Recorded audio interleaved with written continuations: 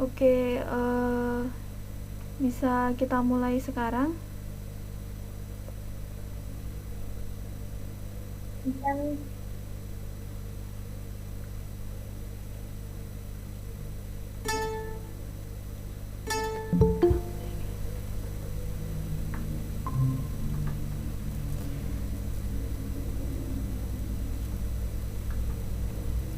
Oke, udah lengkap ya. Kita buka. Assalamualaikum warahmatullahi wabarakatuh. Selamat malam teman-teman semuanya. malam ini. Ya, Salam ini Ibu. ya. Ya, ini hari pertemuan pertama kita ya, yang seharusnya tuh kita mulainya hari Senin ya. Kalian mintanya hari Senin ya ke Mister Anam.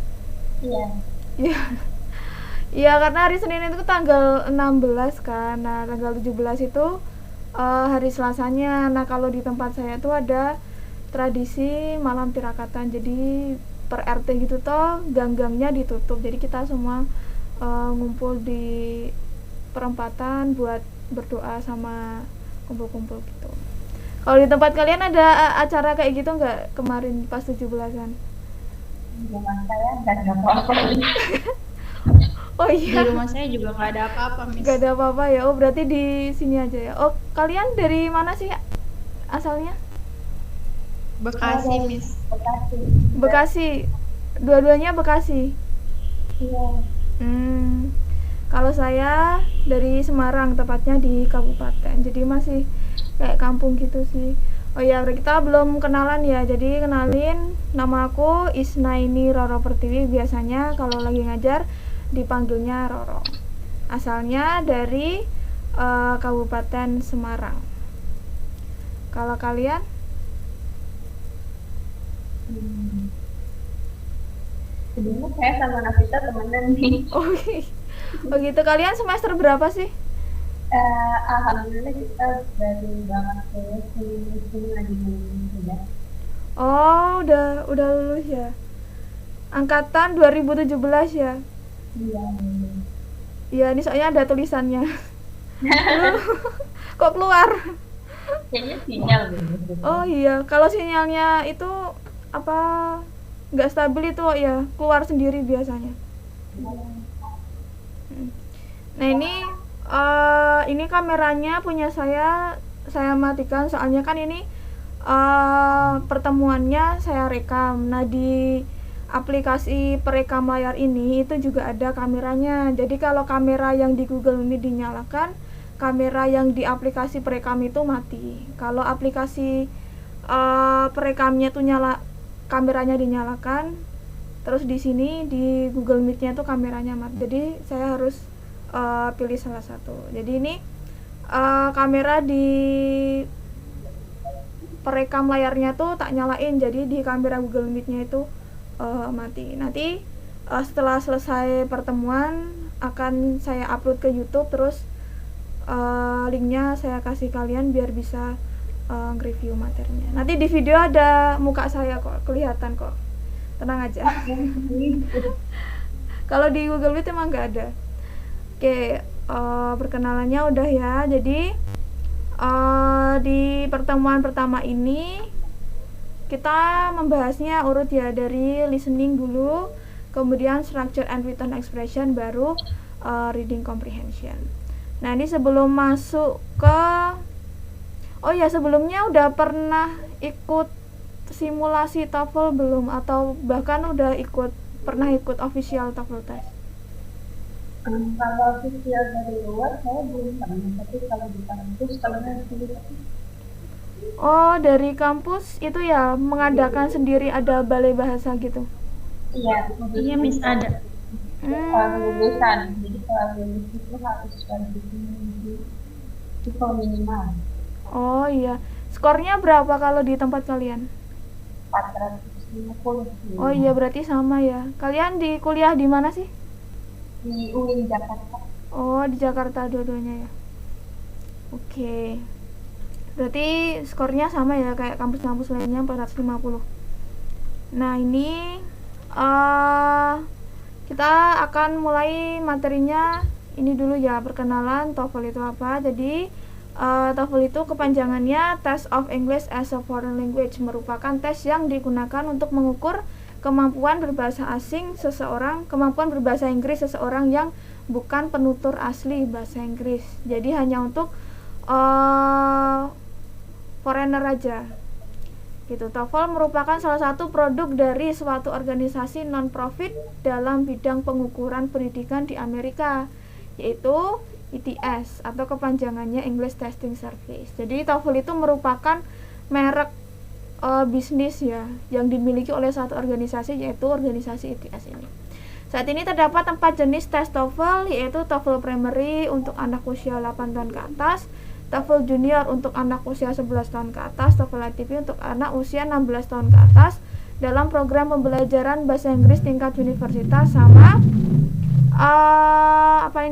TOEFL IBT untuk anak usia 16 tahun ke atas dalam penerimaan mahasiswa baru di universitas berbahasa Inggris. Nah, masing-masing jenis TOEFL memiliki format, konten, dan tujuan yang berbeda-beda. Informasi lebih detail mengenai masing-masing jenis TOEFL itu dapat diakses di website resminya ETS ini. Nah, jadi kalau kita kan seringnya itu ya lebih familiar sama yang TOEFL ITP atau TOEFL IBT ini. Nah, padahal TOEFL itu sendiri jenisnya macam-macam, dan sampai saat ini tuh terdapat 4 jenis TOEFL, yaitu TOEFL Primary, TOEFL Junior, TOEFL ITP, dan TOEFL IBT. Oke, terus yang akan kita pelajari di program ini itu adalah TOEFL yang TOEFL ITP. Nah, apa itu TOEFL ITP? ITP itu kepanjangannya Institutional Testing Program, merupakan tes tertulis berisi 100% konten akademik dan berformat pilihan ganda. Kalau IELTS kan ada isiannya gitu kan ya, tapi kalau di TOEFL itu semuanya pilihan ganda.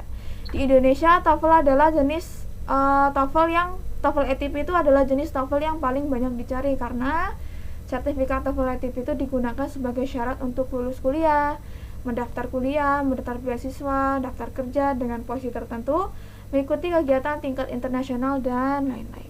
Maka tidak mengherankan jika banyak kursus-kursus yang menyediakan kelas persiapan untuk membantu para calon peserta tes TOEFL ITP-nya itu mendapatkan skor yang mereka targetkan. Nah, TOEFL ITP memiliki 3 bagian. Nah, bagiannya ini ya, setiap bagian itu memiliki kegunaan masing-masing.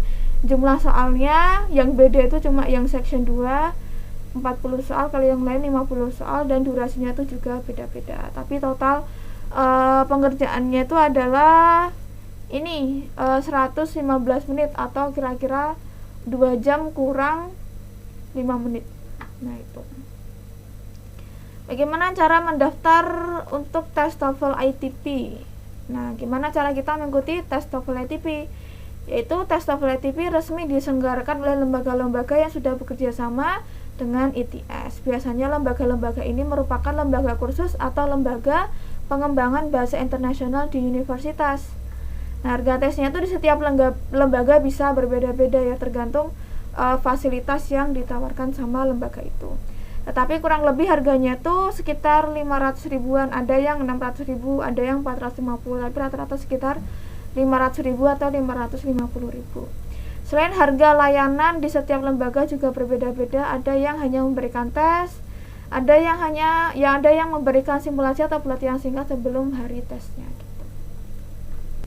Nah, ini. Jadi kalau ada lembaga yang nawarin tes TOEFL ITP yang di bawah ini harganya misalnya 100 ribu atau 150 ribu, itu biasanya tesnya tuh hanya bersifat prediction, jadi nggak resmi.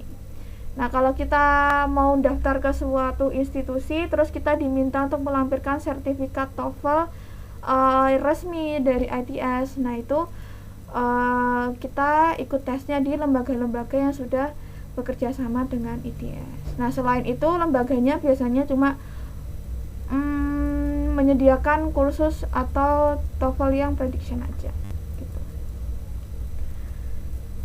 Tes TOEFL ITP yang diselenggarakan oleh lembaga yang bekerja sama dengan ITS menghasilkan sertifikat dengan tampilan khusus. Sertifikat TOEFL ITP yang tidak berformat seperti ini berarti diterbitkan oleh lembaga yang tidak bekerjasama dengan ITS, dan skor yang dihasilkan itu hanya bersifat prediction. Setiap sertifikat TOEFL ITP resmi berlaku selama 2 tahun karena kemampuan bahasa itu dapat berubah. Nah, selain mendapatkan sertifikat, kita juga harus mendapatkan 2 dokumen lain, yaitu TOEFL ITP Score Report yang berwarna kuning dan satunya lagi yaitu berupa kertas kecil. Nah, ini ya, kalau kita ikut tes TOEFL ITP yang diadakan oleh ITS, kita akan mendapatkan 3 buah dokumen ya. Dokumen yang pertama itu sertifikatnya bentuknya kayak gini ya. Dan ini di sini tuh ada nomornya, jadi bisa dicek ini nanti kalau kita mendaftar kerja atau mendaftar beasiswa, panitianya tuh bisa ngecek ini tuh sertifikatnya asli atau enggak. Terus ini tampak depan ya, tampak belakangnya seperti ini. Terus ini dokumen yang kuning itu tampak depannya seperti ini. Terus ini tampak belakangnya seperti ini. Terus ini ada kertas kecil seperti ini. Oke, bagi kamu yang ingin mengikuti tes TOEFL ITP yang resmi, hubungi lembaga yang sudah bekerjasama dengan ITS di kota terdekat dan tanyakan tentang jadwal tes tersedia dan prosedur pendaftarannya. Nah, ini ya, tinggal dihubungi aja nanti penyedia layanan tesnya. Bagaimana sistem penilaian tes TOEFL ITP? Skor tes TOEFL ITP berkisar antara 217 sampai 677 skornya. Tidak ada skor tuntas dalam TOEFL ITP, biasanya setiap institusi mensyaratkan skor yang berbeda-beda. Skor minimal untuk syarat lulus kuliah S1 itu biasanya 450, kalau S2 500, kalau S3 itu 550. Skor minimal untuk mendaftar beasiswa luar negeri itu biasanya 550. Cuman kalau rata-rata penyedia beasiswa tuh, walaupun dia syaratnya boleh pakai TOEFL ITP, nanti ujung-ujungnya tuh bakal dimintain sertifikat yang IELTS. Jadi pertama daftar ITP nggak apa-apa, tapi kalau udah lulus nanti ujung-ujungnya juga diminta sertifikat IELTS. Nah, skor TOEFL ITP tidak didapatkan dari jumlah soal betul dibagi jumlah soal dikali 10. Namun, skor TOEFL ITP itu didapatkan dengan menjumlah soal betul di masing-masing bagian dan mengkonversikannya dengan tabel skor TOEFL yang dapat dilihat di halaman 44. Nah, di modul ini ada bagian lampiran ya, tadi dikatakan halaman 44, di halaman 47.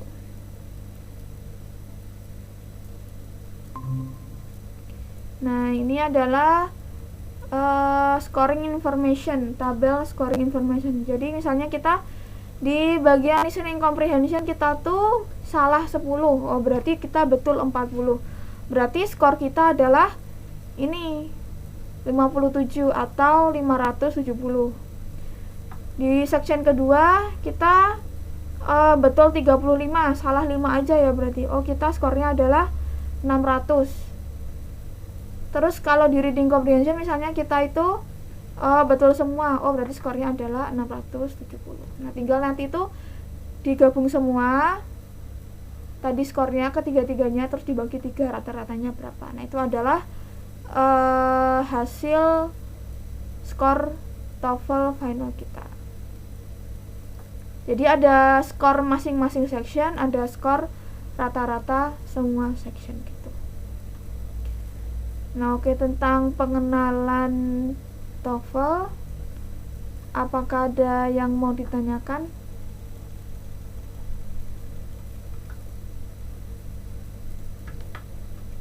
Saya tidak ada. Tidak ada ya. Berarti sudah familiar ya tentang TOEFL itu dia tes yang seperti apa yang diukur, terus cara menentukan skornya itu bagaimana. Oke, kita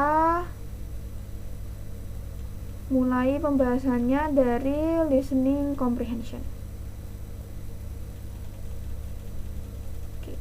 Nah, ini adalah bab pertama di bagian listening comprehension, yaitu Introduction to the Listening Comprehension. Bagian pertama dari TOEFL ITP adalah listening comprehension. Pada bagian ini terdapat 50 soal dan kita diberikan waktu sekitar 35 menit tergantung durasi audionya untuk mengerjakannya. Jadi bisa jadi lebih dari 30 menit, bisa jadi kurang dari 35 menit karena tergantung panjangnya audionya itu. Nah, bagi yang listening comprehension itu dibagi lagi menjadi 3 bagian yang lebih kecil, yaitu ada part A, part B, sama part C, dan masing-masing part itu dia memiliki format yang berbeda. Nah, kalau part A itu nama lainnya adalah percakapan pendek. Jadi nanti ada 2 orang yang sedang bercakap-cakap dan itu durasinya pendek. Dan setiap percakapan diikuti oleh 1 pertanyaan. Contohnya seperti ini, ada man sama woman sedang bercakap-cakap, kemudian diakhiri oleh 1 pertanyaan yang disampaikan oleh narator. I've always wanted to visit Hawaii with you. Why not next month? What does the woman mean? Karena si woman-nya tuh bilang dia kenapa nggak bulan depan aja. Oh, berarti si woman-nya ini juga pengen gitu untuk pergi ke Hawaii. Jadi pilihan jawaban yang betul adalah yang C. She suggests taking the trip next month. Itu adalah bentuk dari percakapan yang ada di part A. Kalau di part B itu nama lainnya adalah percakapan panjang. Jadi sama kayak part A, cuman itu durasinya lebih panjang. Gitu. Dan biasanya ini itu diawali oleh narator ya. Jadi naratornya tuh dia ngomong dulu question 1 through 4, question 5 to 8, kayak gitu. Listen to a conversation between a professor and a student. Ini panjang percakapannya. Nah, 1 percakapan itu dia bisa diikuti oleh 1, 2, 3, 4, 5 sampai 5 pertanyaan. Jadi kalau kita tidak memahami apa yang dikatakan oleh para speakernya di percakapannya itu, kemungkinan kita akan langsung salah 4-5 soal. Jadi lebih fatal gitu kesalahannya ketimbang kita salah di part A. Karena kalau part A kan 1 percakapan diikuti 1 pertanyaan. Kalau kita tidak ngerti percakapannya itu apa, berarti yang salah cuma 1 soal aja. Kalau yang di part B kita nggak ngerti percakapannya, yang salah bisa sampai 4-5 nomor. Nah, kalau di part C itu dia nama lainnya adalah ceramah. Kenapa dikatakan ceramah? Karena yang ngobrol itu cuma 1 orang aja. Kalau yang di part A sama part B itu kan yang ngomong 2 orang, namanya juga percakapan gitu, yang ngobrol 2 orang. Tapi kalau di part C itu yang berbicara cuma 1 orang saja. Nah, di sini contohnya ada 1 orang dia ngomong panjang. Nah, kemudian 1 audio ini tuh dia diikuti oleh 4-5 pertanyaan seperti yang di part B. Jadi kalau kita tidak memahami apa yang dikatakan oleh speakernya di part C, kita kemungkinan akan langsung salah 4-5 soal. Oke, nah itu tadi format soal listening comprehension. Sekarang kita akan belajar tips umum bagaimana cara mengerjakan soal-soal di bagian listening comprehension. Yang pertama itu kenali petunjuk pengerjaan soal. Petunjuk pengerjaan soal TOEFL di mana-mana adalah sama, jadi kita tidak perlu menghabiskan waktu untuk membaca petunjuk pengerjaan soal ketika sedang tes, karena itu akan menghabiskan waktu. Kenalilah petunjuk pengerjaan soal sebelum mengikuti tes. Jadi pastikan kalau kita mau ikut tes official, kita harus benar-benar paham gitu. Nanti tuh soalnya akan bentuknya seperti apa. Jangan sampai kita tidak familiar, karena kalau kita tidak familiar tuh biasanya akan merasa gugup. Nah, kalau kita gugup, kita tidak bisa mengeluarkan performance kita secara total. Terus kedua, dengarkan benar-benar audionya. Kita harus berkonsentrasi penuh ketika audio sedang diputar, karena kita akan mendengarkan 1 kali saja. Jadi tidak ada pengulangan audio. Jangan meninggalkan jawaban yang kosong. Jika kita tidak bisa menjawab 1 soal, pilih jawaban yang mendekati benar. Jangan terlalu terpaku untuk mengerjakan 1 soal sulit dan tidak berkonsentrasi ketika audio untuk soal berikutnya itu diputar. Nah, yang poin keempat ini itu sering kali terjadi ya. Jadi dulu saya juga kayak gitu. Jadi pas pertama-tama belajar tentang TOEFL, ikut tes simulasi gitu, kalau tidak tahu percakapan misalnya yang diputar untuk nomor 2, kita nggak ngerti itu. Nah, itu kita seharusnya itu langsung move untuk mendengarkan percakapan untuk nomor 3. Jangan sampai kita itu terpaku untuk memikirkan nomor 2 tadi itu percakapannya tentang apa ya, kok saya tadi ketinggalan. Karena itu akan percuma dan itu akan membawa resiko, yaitu kita akan ketinggalan percakapan untuk nomor 3. Jadi kalau udah ketinggalan percakapannya, ya udah, kita harus fokus ke nomor berikutnya, jangan terlalu dipikirkan, karena kalau dipikirkan juga jawaban kita tuh belum tentu benar. Jadi kita harus bisa memanage itu ya, waktu, tenaga, pikiran itu dengan efektif supaya menghasilkan skor yang semaksimal mungkin. Oke, tentang bab ini, Introduction to the Listening Comprehension, apakah ada pertanyaan?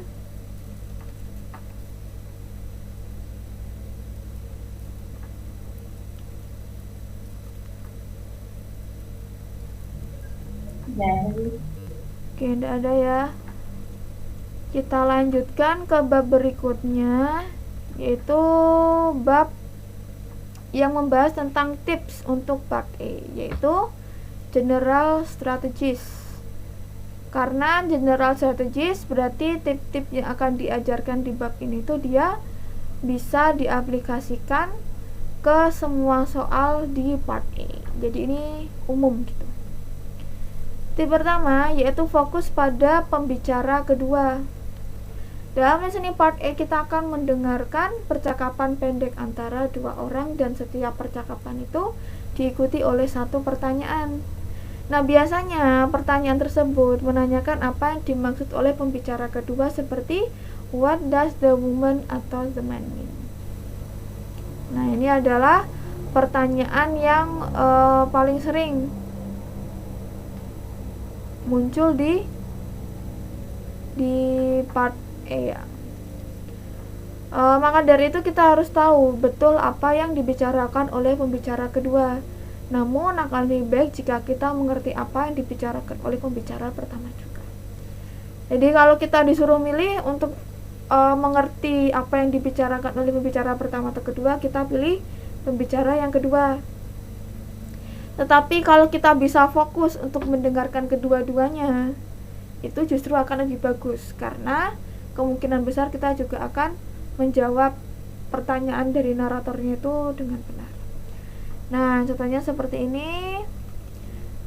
Ini ada percakapan ya antara man sama woman. Do you have the book that you borrowed from Jim? I need to use it. Apakah kamu itu memiliki buku yang kamu pinjam di Jim? Bukunya masih ada di kamu nggak? Aku perlu untuk menggunakan itu. Dijawab sama womannya, no, sorry, I don't. I already returned it to Jim. Oh, maaf, aku udah nggak ada di aku itu. Aku udah mengembalikannya kepada Jim. Kemudian pertanyaan dari naratornya adalah, what does the woman mean? Apa yang dimaksud oleh woman-nya? Nah, woman-nya ini kan dia pembicara kedua. Jadi naratornya itu menanyakan apa yang dimaksud oleh pembicara kedua ini. Karena si woman-nya tuh bilang dia udah nggak pegang bukunya tuh udah dikembalikan di Jim, berarti bukunya tuh ada di Jim, bukan ada di woman-nya. Maka pilihan jawaban yang betul adalah yang D, Jim has the book.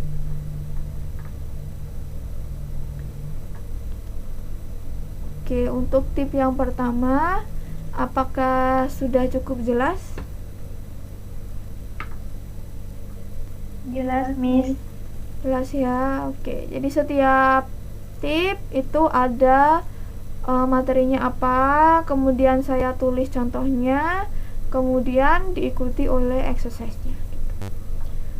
Oke, jadi ini exercise di bagian listening itu kita tidak mengerjakannya dengan audio ya untuk di kelas ini, karena takutnya nanti suaranya di tempat kalian itu macet-macet, jadi percuma gitu. Jadi sebagai alternatifnya transkripnya sudah saya tulis di sini untuk nomor 1 sampai 3 aja, tapi nomor 4 sampai nomor 10 itu tidak ada transkripnya dan harus dikerjakan menggunakan audio. Jadi nomor 1 sampai 3 di setiap tipnya, di setiap exercise-nya itu akan kita kerjakan bareng-bareng di sini.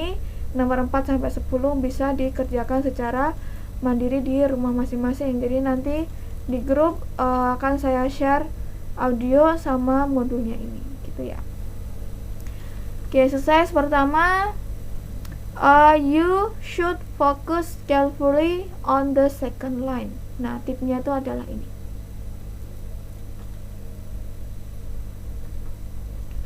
Oke, nomor 1, woman, how soon will you be leaving?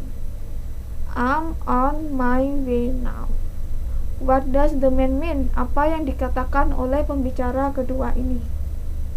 Cari pilihan jawaban yang merupakan pernyataan kembali dari apa yang dikatakan oleh pembicara kedua ini. Nah, pilihan jawaban yang betul apa? Yang mana? Yang B apa yang A? Ya. Ayo. Ya, kalau yang B itu he has to go out of his way. Dia tuh harus kayak menyingkir dari jalannya gitu loh. Has tuh kan artinya harus ya. Harus. Nah, kalau yang A itu he is leaving now, berarti dia udah nggak di rumah, dia udah keluar, dia udah di jalan gitu. Nah, mana pernyataan yang paling mendekati maknanya dengan apa yang dikatakan oleh pembicara kedua? Nah, yang paling mendekati maknanya itu adalah yang A, yaitu he is leaving now. Kalau udah on the way kan berarti udah nggak di rumah kan, dia udah meninggalkan rumah lagi di jalan gitu. Oke, jadi pilih-pilihan jawaban yang artinya mirip atau sama persis dengan apa yang dikatakan oleh pembicara kedua. Caranya kayak gitu. Oke, nomor 2, was Steve able to get into the house? Apakah Steve itu bisa masuk ke rumah? I left the door unlocked for him. What does the woman mean? Aku membiarkan pintunya itu tidak terkunci untuk si Steve ini. Nah, ini kan apa yang dikatakan oleh pembicara kedua. Nah, pilihan jawaban mana yang mempunyai makna yang sama dengan yang ini atau mirip? Ya, yang C ya, he was able to open the door. Karena nggak dikunci berarti dia bisa masuk dong. Nah, ini ya. 3, the dinner special is roast turkey with mashed potatoes and gravy and apple pie for dessert. That doesn't sound good to me. What does the woman mean?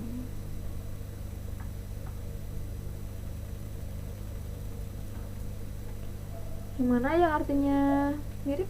B. Yang B, she thinks the dinner sounds special. Nah, kalau that doesn't sound good to me itu dia artinya suka atau enggak sama menunya? Oh iya, gini. Enggak, berarti cari pilihan jawaban yang dia enggak suka. D. Delta. Ya, delta ya, she'd prefer a different dinner. Karena dia enggak suka berarti dia pengen menu yang lain mungkin.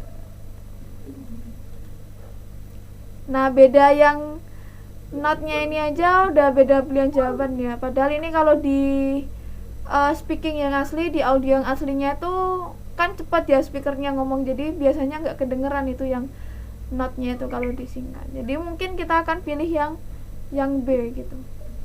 Kalau kita nggak terlalu memperhatikan si speakernya tuh ngomong tentang apa. Nah, oke, exercise 1, tips 1, apakah ada pertanyaan? Insya Allah nggak ada nih. Nggak ada ya. Kita lanjut ke tip kedua, yaitu pilih pilihan jawaban yang mengandung sinonim.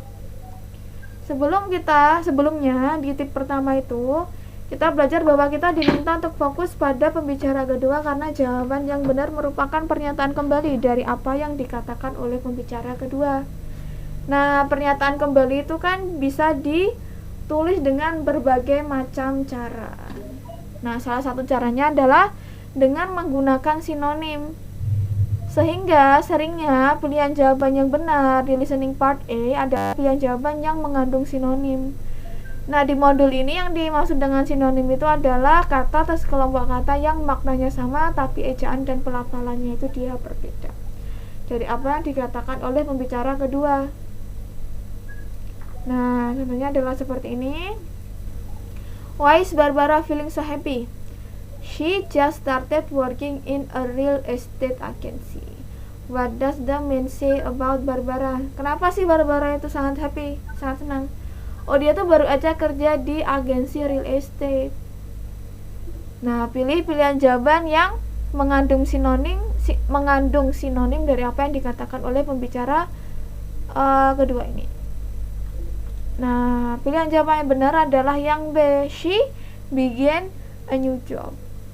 Nah, sinonimnya itu ada di kata begin. Begin a new job sama started working itu kan dia artinya sama kan. Gitu. Tip kedua gimana, apakah bisa dipahami? Bisa ya. Bisa, Miss. Oke, exercise kedua, you should look for synonym for keywords in the second line. Jadi pilih pilihan jawaban yang ada sinonimnya dengan apa yang dikatakan oleh pembicara kedua. Nomor 1, what did you think of the final exam in algebra? It was too easy. What does the man mean? Bagaimana, apa yang kamu pikirkan, bagaimana pendapatmu tentang ujian akhir di mata pelajaran aljabar? Oh, itu tuh terlalu mudah buat aku. Nah, Bravo atau Delta? Delta. Ya, the exam was not very difficult. Mana sinonimnya? Was not very difficult. Ya, sama apa yang di sini? Easy. It was too easy. Ya, terlalu mudah atau mudah itu sama dengan tidak sulit. Mudah adalah tidak sulit. Gitu. Terus nomor 2, how are you feeling today? I'm really feeling rather sick. How is the man feeling? Aku agak sakit.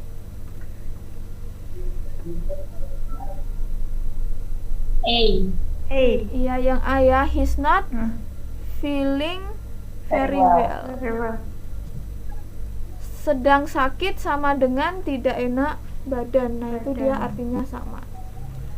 Nomor 3, has your family been in business for quite some time? No, the family business was just established last year. What does the woman say about the family business?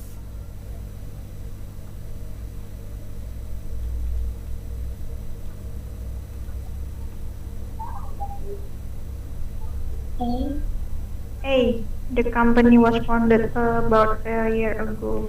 Iya, yang sinonimnya yang mana? Was founded. Ya, was founded sama?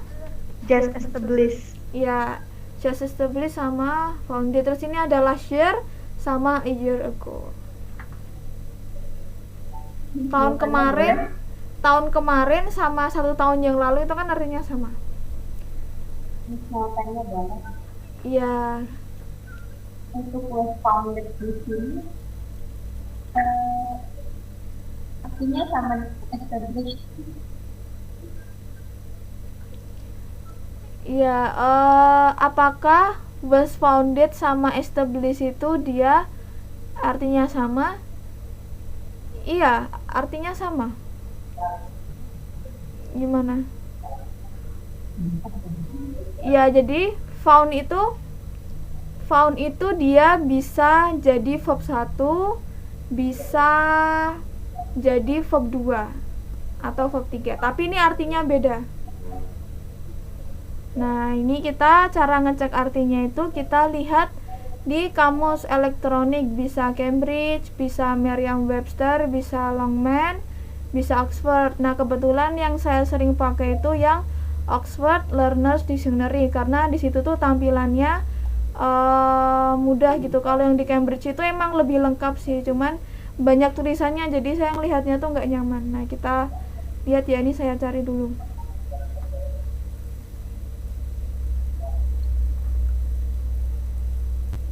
Ada 2 kata found dalam bahasa Inggris dan artinya itu beda.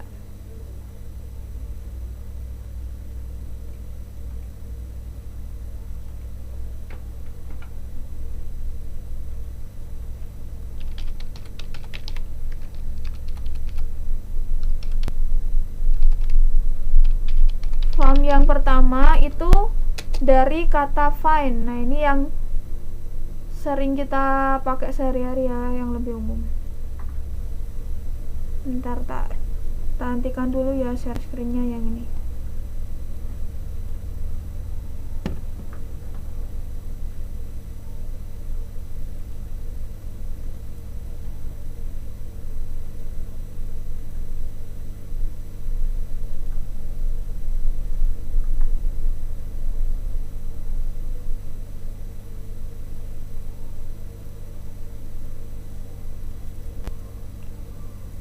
Di tempat kalian udah muncul belum tampilan jendela website Udah, Oxford? Miss. Udah ya. Nah, ini tadi saya ketik kata find di kolom pencarian ini, terus muncul tampilan seperti ini.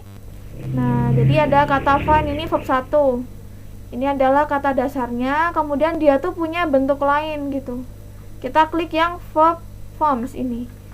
Nah, kalau bentuk present simple-nya dia kayak gini, find. Nah, past simple untuk sama past participle-nya dia bentuknya tuh found ini. Nah, kalau dalam pembelajaran grammar di Indonesia biasanya past simple itu lebih kita kenal dengan nama verb 2. Nah, kalau past participle itu dia verb 3. Jadi ini verb 1, present simple itu verb 1, past simple itu verb 2, past participle itu verb 3. Ini found. Nah, font yang di modul tadi sama font yang di sini itu tidak sama. Nah, jadi ada kata font lain. Tapi dia tuh sebagai verb 1, bukan verb 2 atau 3 seperti tadi.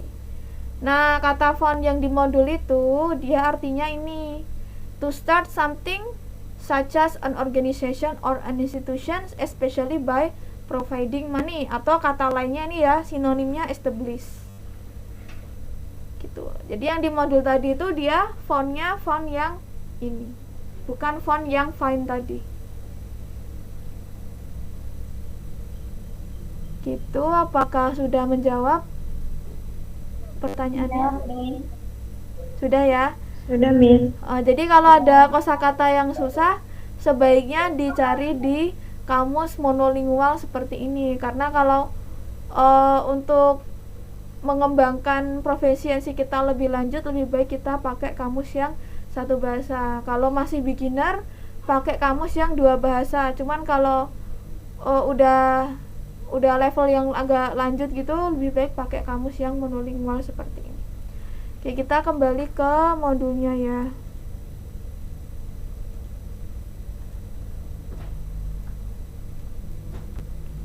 Kita sampai tip kedua. Oke, apakah ada pertanyaan lagi sebelum dilanjut? Tidak. Oke. Nah, tip ketiga adalah jangan pilih pilihan jawaban yang bersuara hampir sama. Maksudnya apa ini? Soal dan pilihan jawaban dalam TOEFL itu sudah disusun sedemikian rupa sehingga membuat orang yang mengerjakan itu mudah terkecoh. Salah satu bentuk pengecohnya itu adalah membuat pilihan jawaban yang mengandung kata atau sekelompok kata yang pelafalannya itu mirip dengan kata atau sekelompok kata yang diucapkan oleh pembicara pertama dan atau kedua. Ini ya,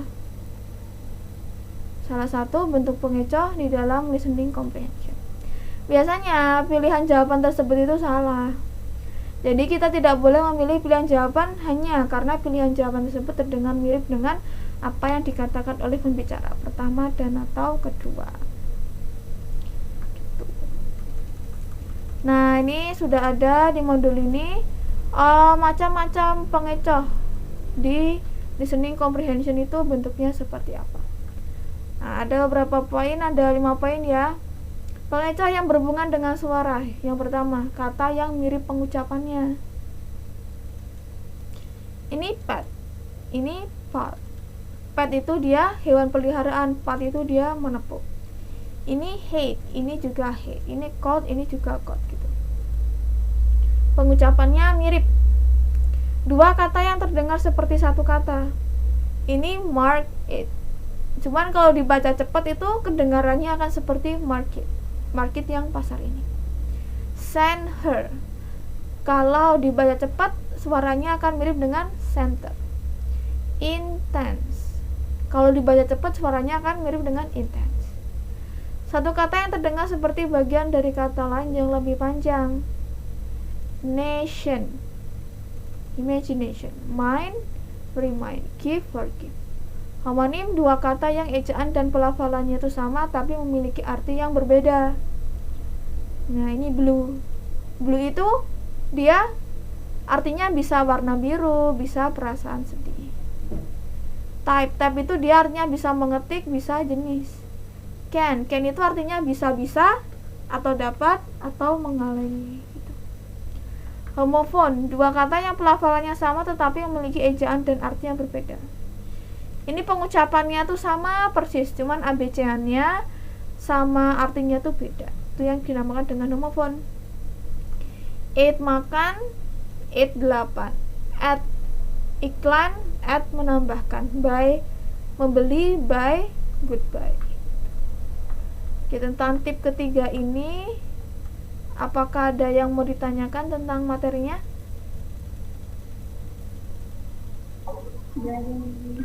Nggak ada. Kita lihat contohnya ya. Nah, di sini ada short conversation. Why couldn't Mark come with us? Kenapa Mark itu tidak bisa datang sama kita? He was searching for a new apartment. What does the woman say about Mark? Dia itu lagi nyari apartemen baru. Nah, pilihan jawaban yang betul adalah yang B. He was looking for a place to live. Nah, kalau pilihan jawaban yang A, ini tuh ada kata yang suaranya tuh mirip dengan apa yang dikatakan oleh pembicara kedua, yaitu department. Department sama apartment itu kan suaranya mirip. Kalau pilihan jawaban yang C, research sama searching. D, he had a new appointment at church sama search itu juga sama. Appointment sama apartment gitu. Jadi jangan pilih pilihan jawaban yang suaranya mirip. Ingat itu. Kita harus pilih pilihan jawaban yang suaranya beda sendiri. Tapi tip ini tuh menurut saya tip yang apa ya? Jadi sebuah alternatif gitu. Misalnya kita itu sama sekali nggak ngerti dengan apa yang dikatakan oleh para speakernya. Nah, kalau kita nggak ngerti sama sekali, kita pakai tip yang ini, yaitu tip kita tidak boleh pilih pilihan jawaban yang ada suara yang mirip gitu. Kalau kita bisa ngerti semua percakapannya, lebih baik kita pilih pilihan jawaban yang sesuai dengan pemahaman kita terhadap percakapannya itu tadi. Tapi kalau kita tidak ngerti, kita bisa pilih pilihan jawaban berdasarkan suaranya, bukan berdasarkan maknanya. Nah, itu adalah dummy tips bagaimana cara mengerjakan listening comprehension, dan ini tuh biasanya kalau saya ya itu sangat-sangat membantu sih, biasanya betul jawabannya. Oke, exercise 3, you should be careful to avoid answers with similar sound. Ini adalah tipnya. Oke, nomor 1, how long until you'll be ready to leave? Berapa lama lagi kamu sampai siap? First, I need to water the grass. What does the woman mean? Pilihan jawaban mana yang betul?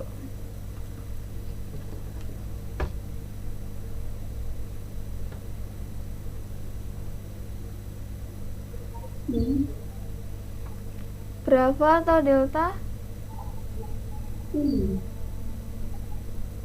Oh, C ya, C ya.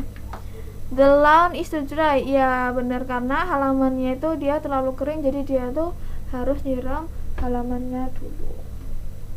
Nah, kalau pilihan jawaban A, kata apa yang suaranya mirip dengan apa yang dikatakan oleh pembicara kedua atau pembicara pertama? Draft. Yang mana? A woman dia banyak cash. Ya, ini ya, cash sama grass, ini dia mirip suaranya. Kalau pilihan jawaban yang B? Water.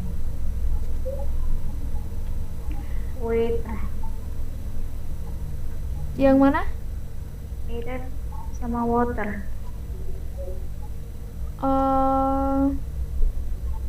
Ya, waiter sama water. Iya, benar. Kalau yang D?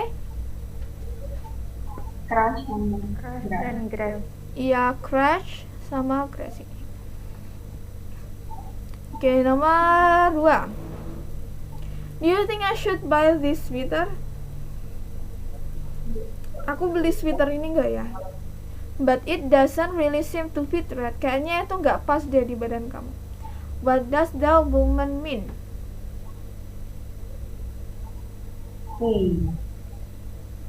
Iya, yang A ya, the sweaters, the wrong size. Jadi sweaternya itu dia size-nya nggak pas di Nggak pas. badan di Iya, simennya itu.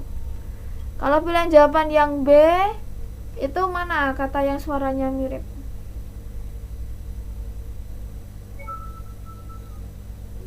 Suratan sweating. Yang mana? Suratan sama sweating. Sweating. Iya, sweater sama sweating ini. Terus ini fit ya, bisa ini fit yang kaki sama fit yang pas, ini juga pengucapannya sama. Kalau yang C, Yang fat. Fat. ya fat sama fit. Yang ini seem to fit, yang ini seem fat. Fat. Kalau yang D, Feel right, fit right. ya feel right sama fit right. Oke, nomor 2 clear ya. Nomor terakhir, nomor 3, is Walter's job near here? Walter's been commuting to Boston on a regular basis. What does the man say about Walter?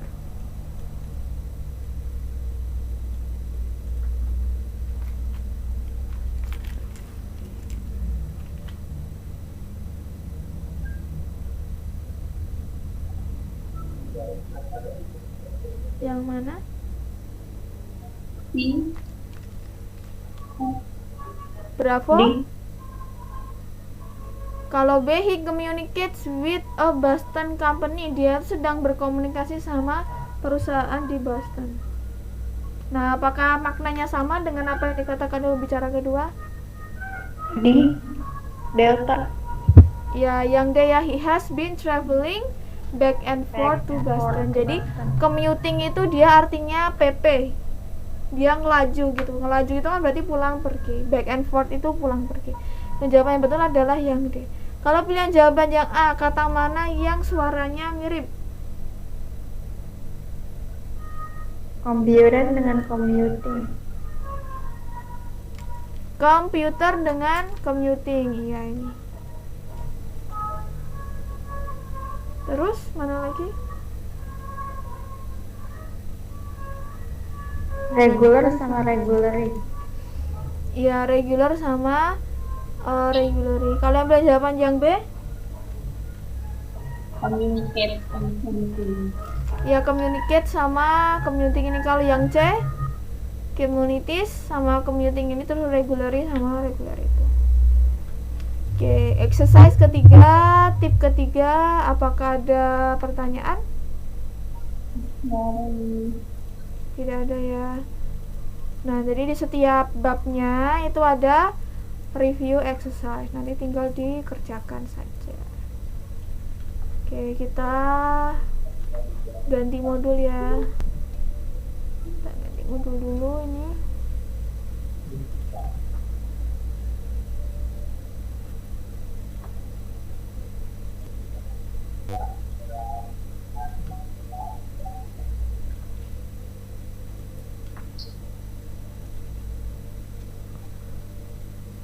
Oke.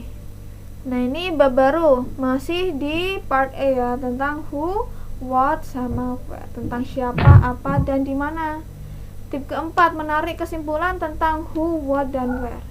Pertanyaan dalam listening part A tidak melulu menanyakan kembali apa yang dikatakan oleh pembicara kedua. Pertanyaannya itu tidak melulu tentang what does the woman atau the man mean. Terkadang kita akan menemukan pertanyaan yang menanyakan hal yang tersirat. Artinya jawabannya itu tidak bisa ditemukan di pembicara pertama atau kedua saja. tapi ada di keseluruhan teks. Biasanya pertanyaannya itu berupa who is probably talking. Siapa pembicaranya? What will she or he probably do next? Apa yang akan dilakukan oleh pembicara kedua selanjutnya? Where does the conversation probably take place? Jadi karena pertanyaan ini tuh tidak bisa ditemukan jawabannya di speaker kedua saja. Jadi tip yang pertama tadi yaitu fokus kepada pembicara kedua itu tidak berlaku untuk yang pertanyaan jenis ini. Nah, contohnya seperti ini. Yang who percakapannya, can you tell me what assignment I missed when I was absent from your class? You miss one homework assignment and a quiz. Who is the man? Nah, cluenya itu ada di kata I was absent from your class. Aku tuh absen di kelas kamu. Oh, berarti si kamu ini tuh adalah seorang pengajar gitu. Nah, jadi man-nya adalah seorang teacher. Tidak mungkin sama-sama student. Tidak mungkin police officer, tidak mungkin newspaper editor. Kalau what? Are you going to read those books here in the library? I think I'd rather check them out now and take them home. What will the man probably do next? Nah, karena mereka sedang ada di library dan si woman-nya tuh bilang mau dibaca di sini. Oh enggak, aku mau baca di rumah. Jadi aku mau check them out. Check them out itu berarti dia mau ke circulation desk dulu. Kalau di library itu kan biasanya ada meja bundar. Biasanya kan petugasnya ada di situ ya, buat ngatur buku yang dipinjam sama buku yang dikembalikan. Nah, meja itu karena mejanya tuh biasanya bundar, dinamakan circulation desk. Jadi penjawaban betul adalah yang D. Terus yang where? Are you going into the water or are you just going to lie there on the sand? I think I need to put on some suntan lotion. Where does this conversation probably take place? Karena ada kata on the sand, ada water, ada some suntan lotion. Oh, berarti ini kira-kira tempat kejadiannya, tempat kejadian percakapannya itu ada di pantai. Jadi pilihan jawabannya betul adalah yang B, at the beach gitu. Oke, tip keempat, apakah ada pertanyaan?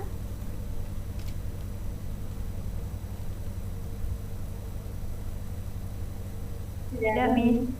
Tidak ya. Oke, jadi ini exercise keempat. You will have to draw conclusion about who, what, sama where. Nomor 1. I didn't bring my laboratory manual today. You can share mine. Today we're conducting the experiment on photosynthesis and we can work together. Where does this conversation probably take place? Dari vocabulary yang dipakai oleh pembicara pertama dan kedua, kira-kira percakapannya ini dia terjadi di mana? B. Ya, yang B ya, in a biology laboratory. Nomor 2. This is flight 707 requesting permission to land. Flight 707, you are cleared for landing. Who is the man? Man-nya ini kira-kira siapa? Pilot. Iya, dia adalah seorang pilot. Ya, he's a pilot. Kalau flight attendant itu kan pramugari. Ya, pramugari sama pramugara. Kalau member of ground crews, dia kru yang ada di bandara. Jadi pilihan jawaban betul adalah yang ini, yang pilot dia. Kalau yang woman itu dia mungkin aja yang ini, he's a member of ground crew. Ya, pilihan jawaban yang betul. Oke. 3. Do you want to do the dishes now or later? I'd rather put them off as long as possible. What will the man probably do?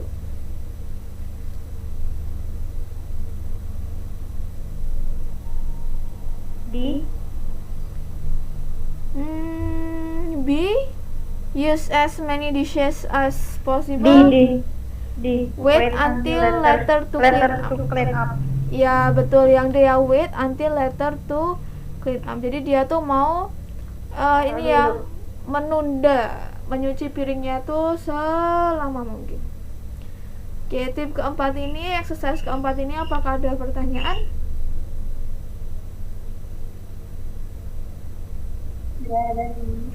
Tidak ada ya. Oke, kalau gitu kita lanjut ke tip kelima, yaitu who and what dalam kalimat pasif. Nah, sebelumnya kita belajar bahwa kita diminta untuk fokus pada pembicara kedua, karena jawaban yang benar merupakan pernyataan kembali dari apa yang dikatakan oleh pembicara kedua. Pernyataan kembali bisa ditulis dengan merubah kalimat pasif menjadi aktif atau kalimat aktif menjadi pasif, sehingga bisa juga pilihan jawabannya benar. Di listening part itu adalah kalimat dengan pilihan jawaban yang merupakan bentuk aktif atau pasif dari pernyataan pembicara kedua. Nah, apakah sebelumnya sudah pernah mempelajari tentang kalimat pasif, struktur kalimat pasif di sekolah atau di kuliah? Pernah ada empat. Pernah? Pernah. Iya, berarti familiar ya. Jadi kalau kalimat pasif itu dia kalimat yang objeknya itu justru subjeknya tuh dikenai pekerjaan. Jadi nanti bentuk verbnya itu dimakan, disapu, di apa gitu. Kalau yang kalimat aktif itu dalam bahasa Indonesia bentuk verbnya itu adalah memakan, menyapu, mencuci gitu. Nah, kalau di general strategis tips sebelumnya itu kan kita diajari bahwa kita diminta untuk memilih pilihan jawaban yang mengandung pernyataan kembali dari apa yang dikatakan oleh pembicara kedua. Nah, pernyataan kembali itu kan bisa ditulis dengan berbagai macam cara. Salah satunya adalah yang tadi itu ditulis dengan sinonim. Selain sinonim, pernyataan kembali itu bisa ditulis dengan kalimat pasif. Jadi kalau pembicara keduanya mengatakan pernyataan dengan kalimat aktif, kemungkinan jawabannya adalah kalimat pasif atau sebaliknya. Sini contohnya, did Sally go to the bank this morning? Yes, she did. She got a new checking account. What does the woman imply? Nah, dia tuh baru aja mendapatkan new checking account. Ini kan kalimatnya kalimat aktif ya. Jadi pilih pilihan jawaban yang bentuknya itu pasif. Pilihan jawaban yang benar adalah yang C, a new checking account was open. Oke, tip kelima ini apakah ada pertanyaan?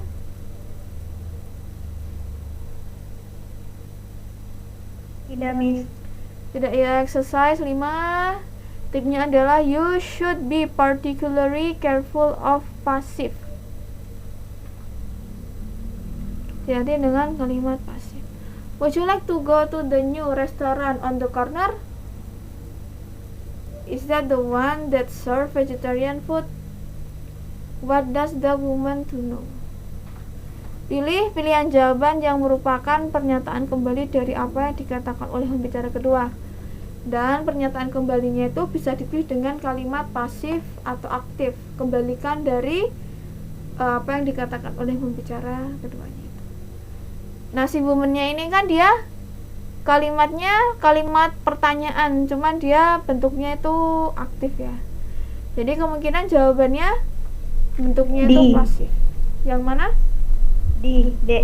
Ya, yang D ya. If vegetarian food can be obtained. Oke, nomor 2, has Harry heard from the law school yet? Yes, he has admitted by the law school for the fall semester. Yang ini,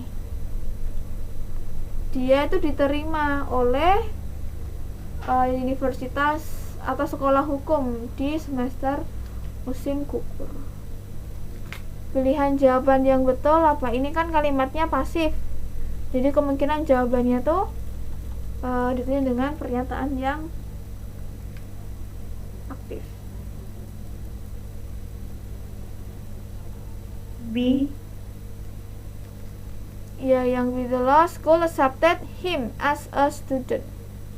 Kalian tadi kan dia diterima oleh sekolah hukum. Kayak yang ini, sekolah hukum menerima dia. Nomor 3, Mark said that you were a lot of help. Well, I took care of his plans while he was out of town. Nah, ini kalimatnya aktif, berarti jawabannya tuh pasif.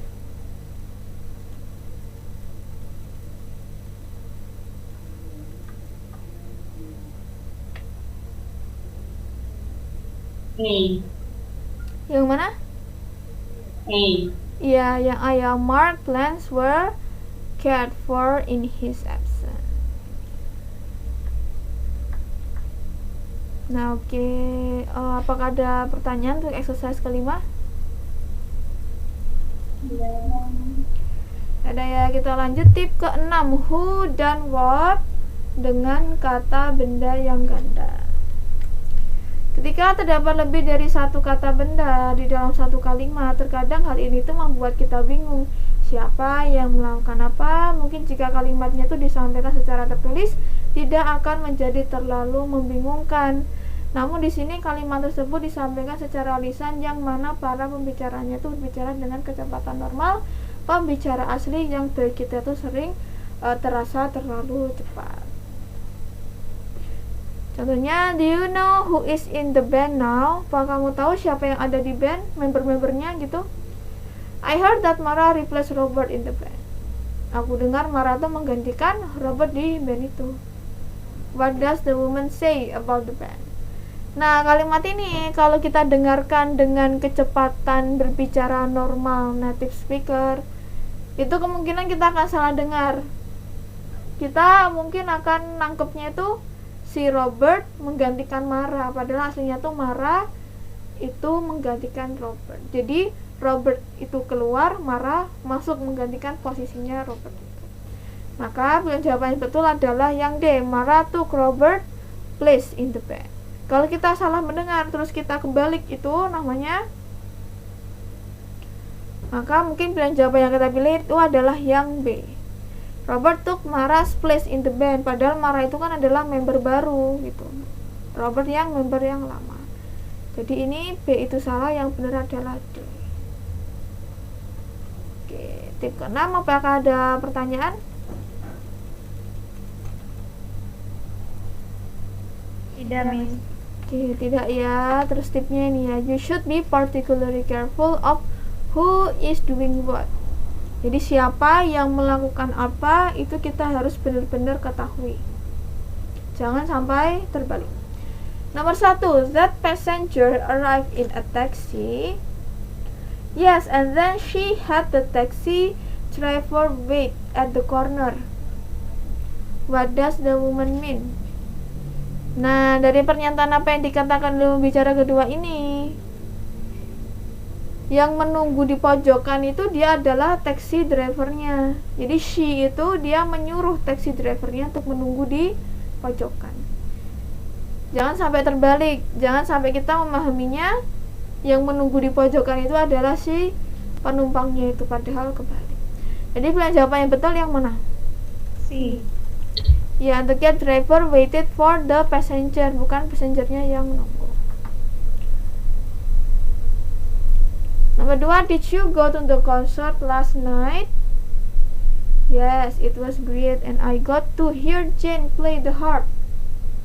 Jadi yang play the harp itu adalah Jane-nya, bukan si woman-nya, jangan sampai terbalik. Kemudian jawabannya betul?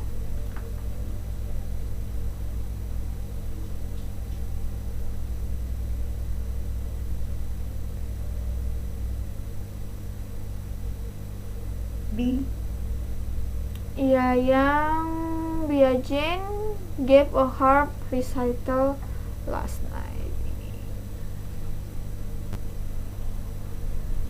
Kalau kita salah dengar nih, kita akan jawabnya yang D, padahal D itu salah. Oke, 3 terakhir, did the children like the new babysitter?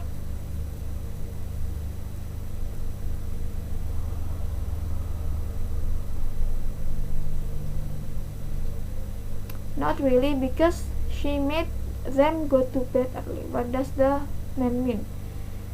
Jadi yang tidur duluan itu adalah ya babynya. Kalau babysitternya itu dia nyuruh babynya untuk pergi tidur lebih awal. Jadi pilihan jawaban yang betul adalah yang mana?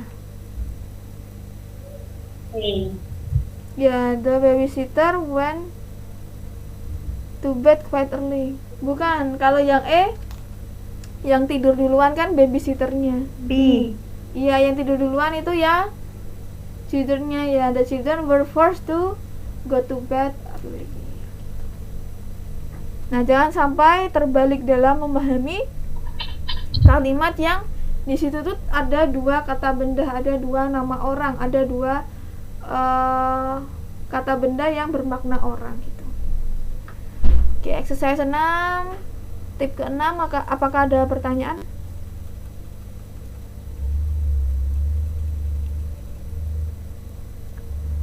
Gimana?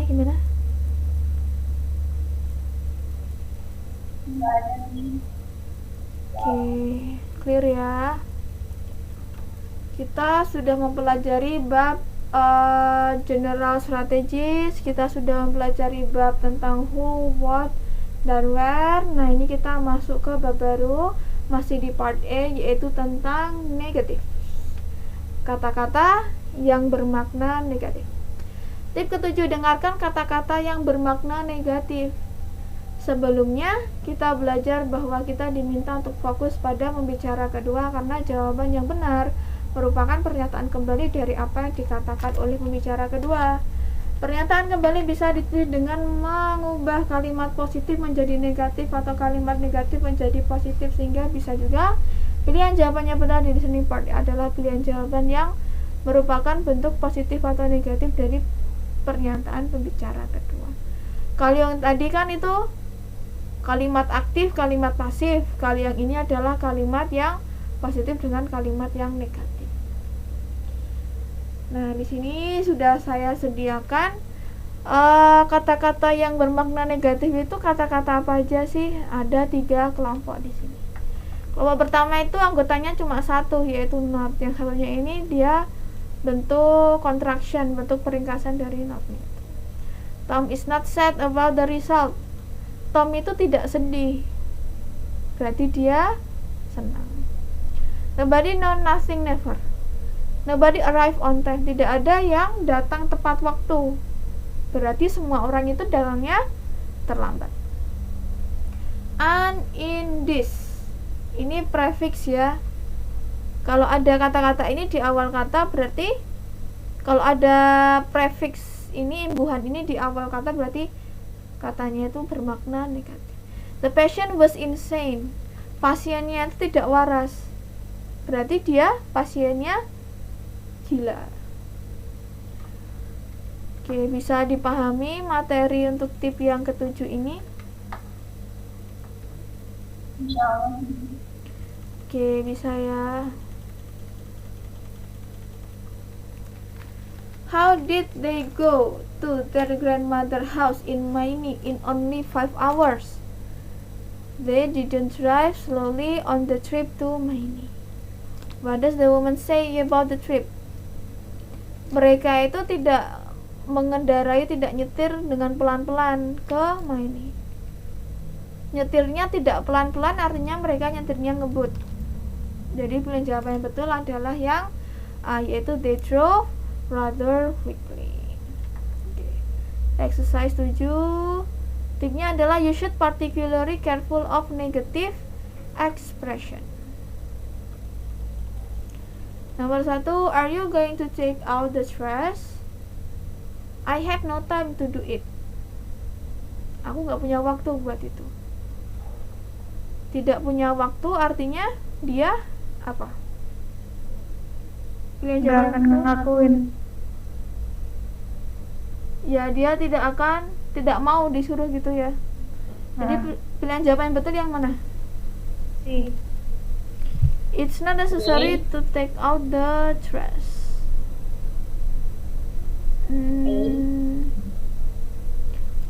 Ya, ada yang jawaban yang lebih tepat lagi daripada yang C. Itu yang Yang A yaitu she is very busy. Nah di sini katakan I have no time, aku nggak punya waktu. Oh berarti dia sedang sibuk. Gitu. Mungkin jawaban yang C itu benar, tapi ada yang pilihan jawaban lain yang lebih tepat gitu.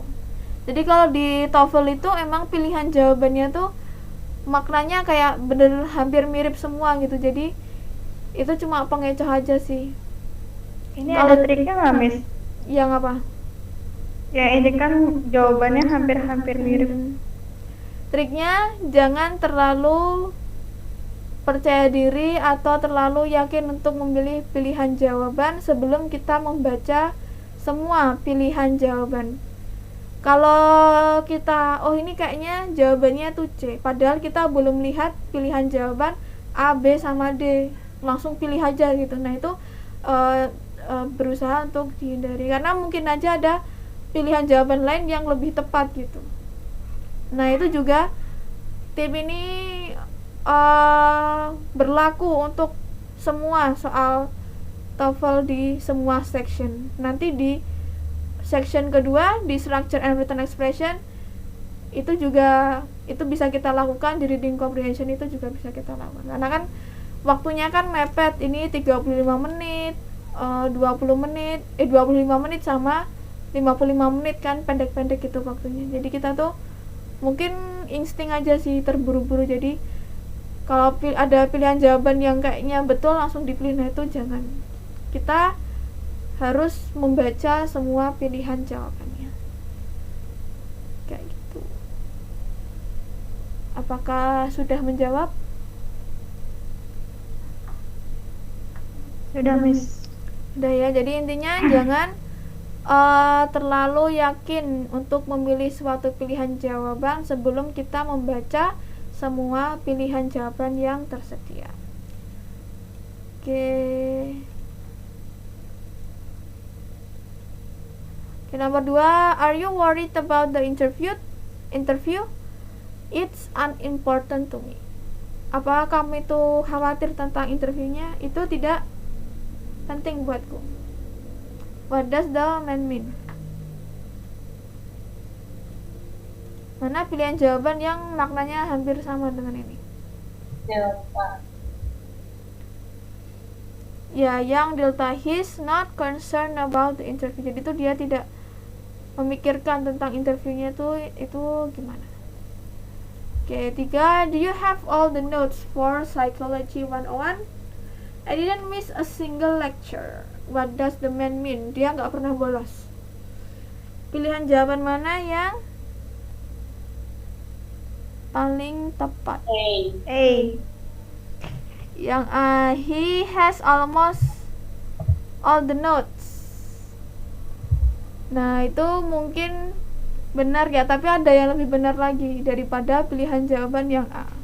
Nah ini pasti belum baca semua ya, belum baca yang B, C sama D. Ya, yang paling betul adalah yang B, his attendance was perfect. Karena kan didn't miss a single lecture, berarti dia kehadirannya itu sempurna. Nah kalau yang A itu mungkin aja betul, tapi di sini kan dibilangnya almost all the notes.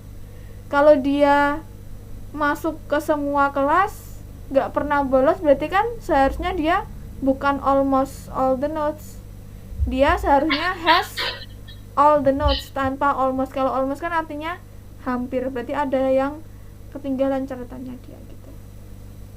Miss mau tanya. Ini kan mirip ya sama yang nomor 2 tadi. Nah kan kalau di percakapan yang nomor 3 antara woman dan man ini, womannya kan ditanya soal note, tapi kan yang man-nya tidak menyinggung soal note. Lalu di jawabannya kan ada yang membahas note, ada yang tidak membahas note. Berarti kalau yang kayak nomor 3 ini kan yang A itu kan ada note-nya ya, dia mengatakan he has almost all the notes. Seperti akan menjawab pertanyaan si woman. Apakah jawaban seperti ini perlu dihindari atau bagaimana? Gimana pertanyaannya? Jadi Apakah yang agak sedikit lebih detail gitu kan kalau ini membahas soal note, dia mengatakan ada note-nya itu dibanding dengan jawaban yang D, yang mengatakan his attendance extrovert. Iya, kalau yang jawaban yang A itu mungkin ini ada hubungannya sama tip yang sinonim tadi ya. Bukan yang sinonim, tip yang suaranya hampir sama. Jangan pilih pilihan jawaban yang suaranya hampir sama. Nah, ini pilihan jawaban yang A itu juga ada kata yang suaranya sama dengan apa yang dikatakan oleh pembicara pertama, yaitu sama-sama dia membahas tentang notes. Padahal jawabannya itu kurang tepat, ada pilihan jawaban yang lebih tepat lagi, yaitu yang B, his attendance was perfect. Lagi pula kan kita disuruhnya untuk memilih pilihan jawaban yang kita disuruh untuk fokus kepada pilihan jawaban yang kedua, pilihan jawaban pembicara kedua. Kita disuruh untuk fokus kepada apa yang dikatakan oleh pembicara kedua, dan kita disuruh untuk memilih pilihan jawaban yang merupakan pernyataan kembali dari apa yang dikatakan oleh pembicara kedua. Jadi fokusnya di sini aja. I didn't miss a single lecture berarti dia kan nggak pernah bolos. Kalau nggak pernah bolos berarti kehadirannya sempurna, 100% dia masuk gitu. Jadi mungkin agak terkecoh ya dengan apa yang dikatakan oleh pembicara pertama tadi.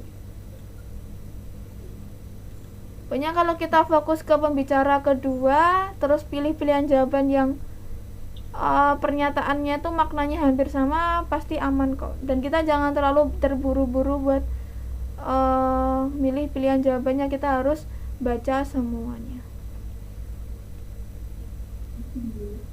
Gimana? Apakah sudah menjawab? Jawab. Kayak gitu ya, jadi jangan terburu-buru. Oke, kita lanjutkan. Ini masih ada berapa menit lagi. Oke, tip ke-8 yaitu dengarkan kalimat dengan dua kata bermakna negatif. Nah, kalau yang tadi tip ke-7 itu kan satu kalimat, negatif expressionnya itu cuma ada satu aja. Tetapi kalau di sini itu satu kalimat ada dua negatif expression, dan itu membuat kita itu bingung gitu, ini tuh kalimatnya tuh maksudnya gimana. Terkadang kalimat dalam bahasa Inggris mengandung dua kata negatif sehingga menghasilkan pernyataan positif. Ini bisa jadi membingungkan. Tabel berikut ini memberikan contoh bagaimana dua kata negatif itu bisa muncul bersama dalam satu kalimat yang sama. Nah, kata-kata negatif itu ada negative word kayak gini ya, ada not, no, noun, atau negatif prefix yaitu in, an, sama this. He didn't like the unclean office. Dia tidak suka kantor yang tidak bersih. Oh, berarti dia suka kantor yang bersih. Two negative verbs. Dua kata kerja negatif. It isn't snowing, so they aren't go to the mountains. Itu tidak bersalju, jadi mereka tidak jadi pergi ke gunung. Kalau itu bersalju, dia akan pergi ke gunung. Neither sama not either. Sue didn't like the movie and neither did Mark. Sue itu tidak suka menonton movie itu. Mark juga tidak suka.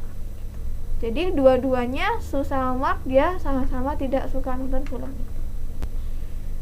Contoh dalam percakapan, I cannot believe the news that I heard about the concert. Well, it isn't impossible for the concert to take place. Perhatikan apa yang dibicarakan oleh pembicara kedua.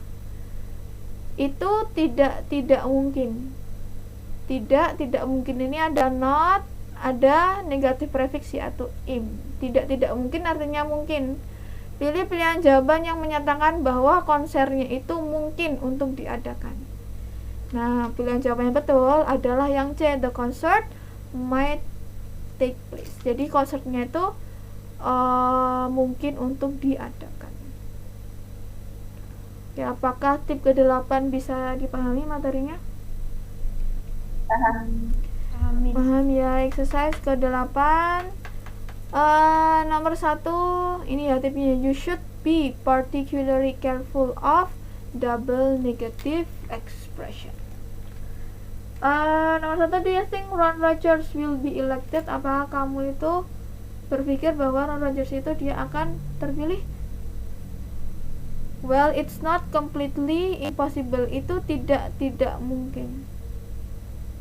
Oh, berarti bukan. mungkin untuk terpilih kan. Pilihan jawaban yang benar adalah yang A, he's definitely be elected.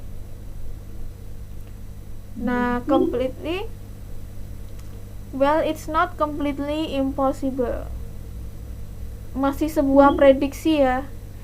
Kalau yang A, definitely itu kan udah pasti. Jadi itu mungkin aja betul, tapi ada pilihan jawaban yang lebih betul lagi, yaitu yang D ya? Yang mana, B atau D?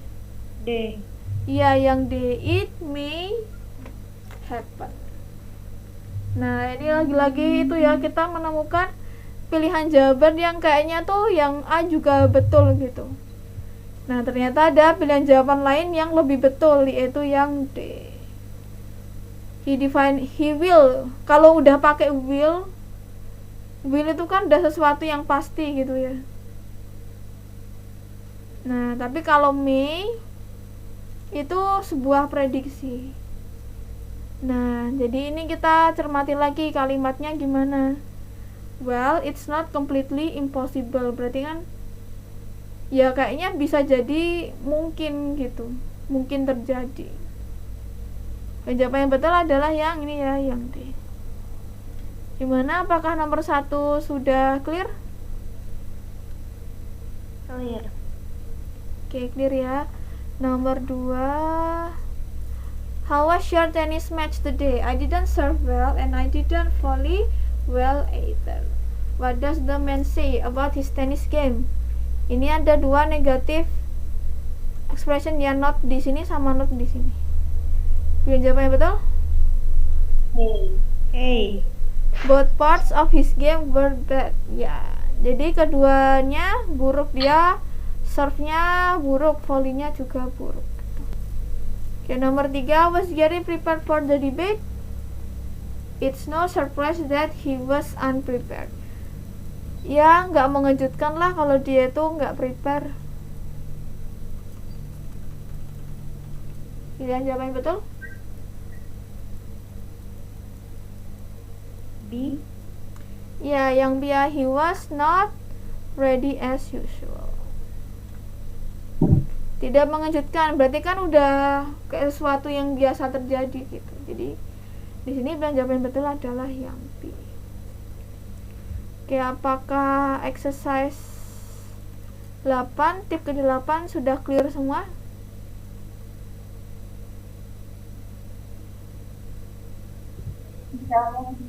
Clear ya. Kita lanjutkan, masih ada 2 menit, kita lanjutkan 1 tip lagi.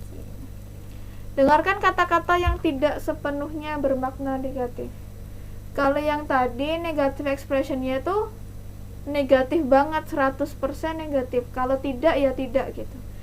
Tapi ada juga loh negatif expression yang tidak sepenuhnya bermakna negatif. Nah, di sini saya bagi menjadi 2 kelompok, yaitu yang maknanya hampir tidak ada, yang maknanya sama, ini hampir tidak pernah. Kalau yang hampir tidak ada itu ada hardly, barely, scarcely, tidak pernah, hampir tidak pernah, rarely, atau seldom. Example, there is hardly any food in the refrigerator. Kalimat ini maknanya bukan sama sekali tidak ada makanan di dalam kulkasnya. Ada makanan, cuman sedikit banget, hampir membuat kulkasnya itu kosong. He rarely drive to work. Bukannya dia tuh nggak pernah naik mobil untuk pergi ke tempat kerja, cuman dia naik mobil tapi jarang-jarang gitu. Rarely kan artinya jarang. Oke, contohnya, were you able to pay the electric bill? I had barely enough money. Aku hampir nggak punya duit. What does the man imply? Jadi bukannya si man-nya itu nggak punya duit sama sekali untuk bayar electric bill. Dia ada duit, tapi saking sedikitnya duitnya itu cuma cukup buat bayar electric bill itu. Jadi untuk keperluan lainnya tuh dia nggak bisa. Jadi pilihan jawaban yang betul adalah yang C. He paid the bill but has no money left.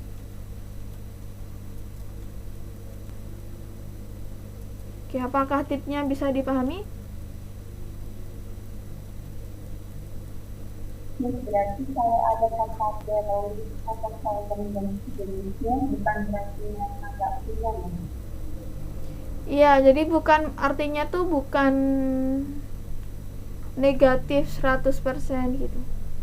Tapi dia mungkin 90% negatifnya ada, sekian persen positifnya tuh cuma sedikit banget gitu.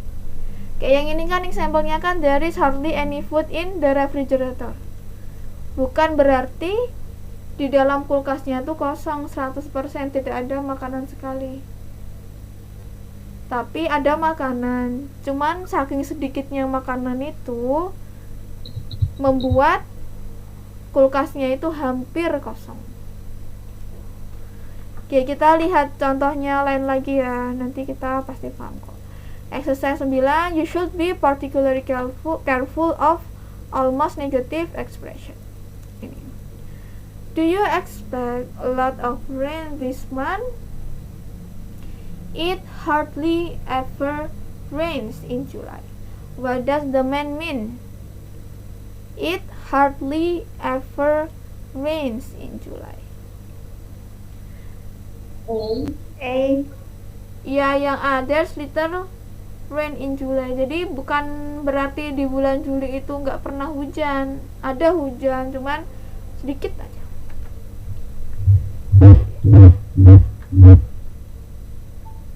Oke, 2. Were all 3 students accepted to university?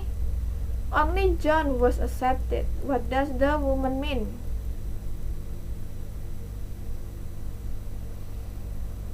B. B. None of the student is going to the university. Delta.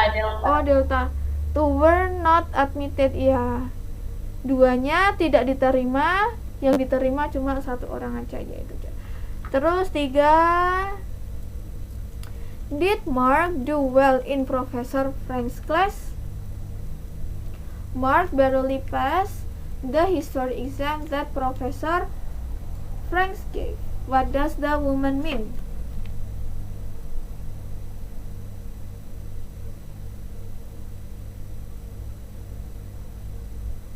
Mark barely passed. Yang mana?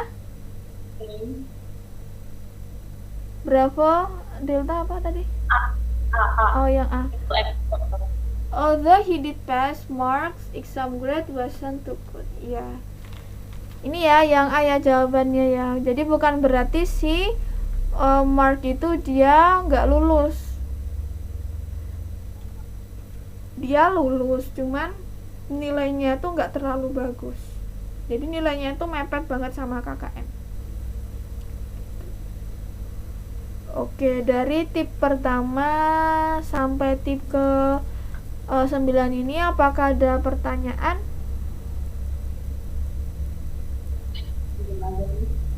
Belum ada ya, jadi penjelasannya cukup clear. Nanti kalau ada pertanyaan bisa ditanyakan lewat chat. Nanti insya Allah bakal aku balas cepat kok. Oke, kalau tidak ada pertanyaan, besok kita ada pertemuan nggak atau mau libur dulu hari Sabtu? Insya Allah bisa. Bisa ya, jadi kita lesnya dari hari Senin sampai hari Sabtu setiap hari gitu. Iya, Miss. Atau mau jeda aja satu hari les, satu hari enggak?